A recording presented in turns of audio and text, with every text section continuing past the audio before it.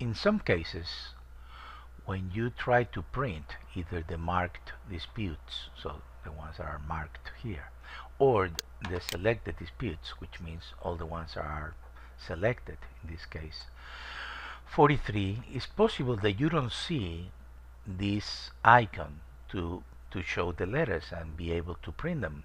And the reason is that you may have a lower resolution in your computer.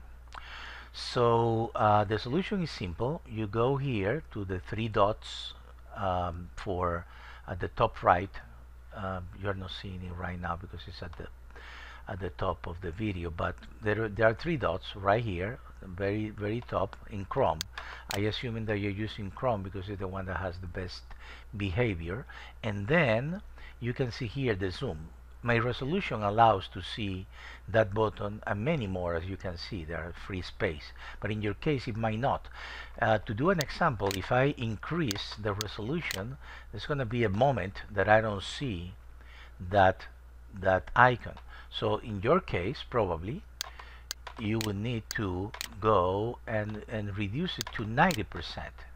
In that case, this will become visible and you will be able to obviously click it, and that's what you want, able to click and be able to print, download or print as you wish.